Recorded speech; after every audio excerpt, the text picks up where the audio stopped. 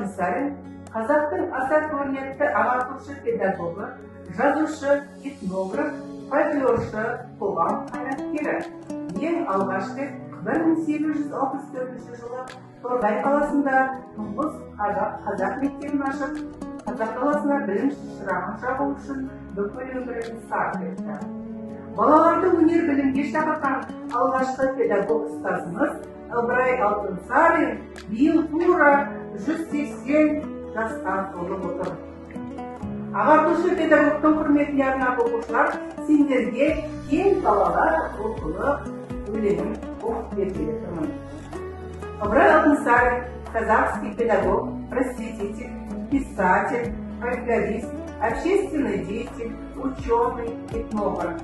Первый раз в 1864 году открыл в городе Тутгае первую казахскую школу. Выдающийся казахскому педагогу в этом году исполнился ровно 180 лет. В честь великому педагогу хочу прочитать вам стихотворение «Кең балалар оқылы». Давайте, дети, учиться, который всех детей призывал к нравственному учению. Давайте все внимательно слушаем. Ыбырай Алтынсарин «Кең балалар оқылы».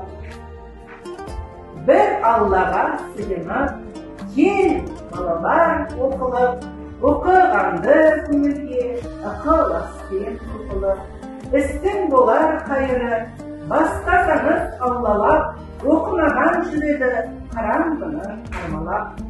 Кең балалар оқылып, оқығанды көңілге ықыласпен оқылып, оқысаңыз балалар шамнан шыран жағылар, тілегенің алдынан іздемей-ақ табылар.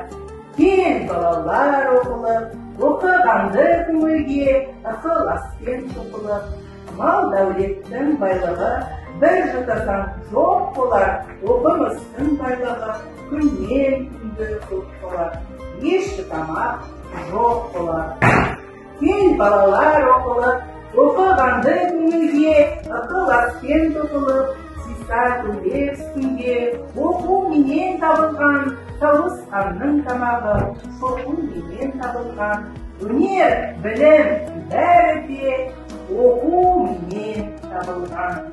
Құрметті оқушылар, біздің бүгін Ыбырай Алтынсарин атамыздың